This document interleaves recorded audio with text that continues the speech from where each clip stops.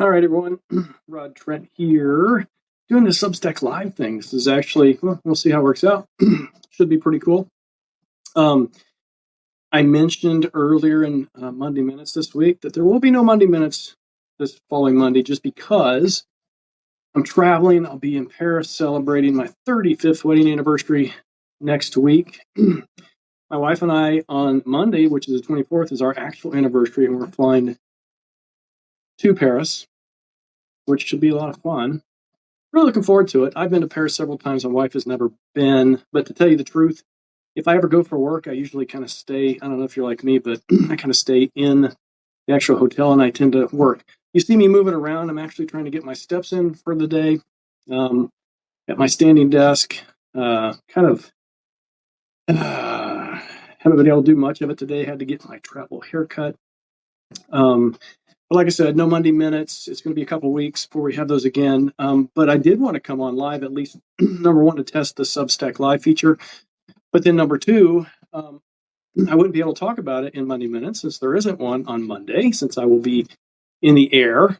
But there's actually a pretty significant new security flaw that I think you should all be aware of. And I did want to at least put this out there for those that can join. And good day, everyone that has joined already. But then I'll also put this recording out there as well. Hey, there's a new phishing attack that's going on that I thought, wow, is that serious? Which affects literally any email system, whether, mostly the consumer version of things like Gmail, Yahoo, and Microsoft, like Outlook.com and things like that. But still, it's important to know about this stuff, even for those individuals that we manage as far as end users, because they do use those things. They do use those consumer type of email systems, Gmail, Yahoo, and Microsoft. And sometimes they use those, well, a lot of times they use those on corporate equipment. So let's just kind of go over this a little bit. So from an attack overview, it's a phishing attack targeting, of course, Gmail, Yahoo, and Microsoft. That does what? Oh my goodness. It actually bypasses two-factor authentication, right? MFA. Which to me, I knew that would probably happen eventually, but for a lot of us, that tends to be the thing that's going to help protect us. But here's kind of how this works. The hackers will send a URL in an email, of course, that fakes a sign-in page and then starts capturing sensitive data. So it's a fake page, which looks professional or looks like it might be something valid. And you know how our end users are. They are easy to trick, unfortunately. So it's generally our job to educate them, say, hey, just stop clicking on things. If you think it's potentially suspect, ask me. Or ask somebody, or ask Copilot, or ask Gemini, ask all these assistants. They're actually doing a pretty good job as it is. So this, there's a tool that's being used that has been developed using AI to develop this tool. Imagine that. It's called Astaroth, and it literally intercepts the two-factor authentication token in real time. All right. So literally all of these traditional security measures that we are utilizing through two-factor authentication isn't effective.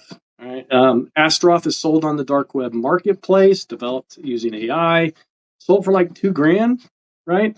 But $2,000 is kind of a small number. Obviously, this person wants to sell a lot of them. It's promoted on Telegram, obviously cybercrime forums, but Telegram is the one thing I wanted to point out because we have lots of end users that still use Telegram to try to bypass sometimes official communications or connect with their friends. Some people use WhatsApp. I'm more of a fan of that, I guess, because more people use it. So here's the expert advice. I have to jump here shortly to a meeting, but here's the expert advice. All right. Be cautious of suspicious links. Watch your organization, watch your users for things like Telegram use. Watch your users for clicking on things or utilizing email systems outside of your organization. If they want to do that at home, educate them and remind them that they should still not click on suspicious links.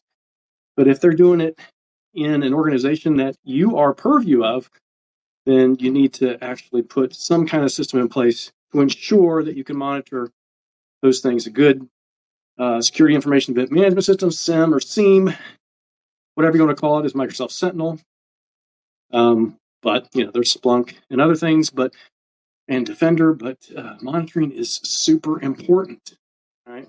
So that's my little tidbit for the day. I wanted to put that out there. I would have normally, like I said, included that in a Monday Minutes, but I thought it was important enough just to share with you quickly over Substack Live, because I won't see you all for about 2 weeks. Like I said, I'll be in Paris next week celebrating 35th wedding anniversary.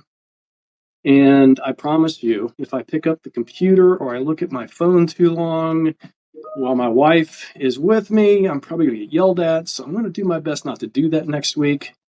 The following week, I'll be in Denmark, actually in Copenhagen at Experts Live, speaking, delivering a State of the Union for Security Copilot, and then also talking about our Secure Future initiative at Microsoft in a panel, which should be super interesting, but also spending a lot of time. I've built some really good friendships with folks over in Denmark, and so I'm looking forward to that as well. And my wife has never been to Denmark.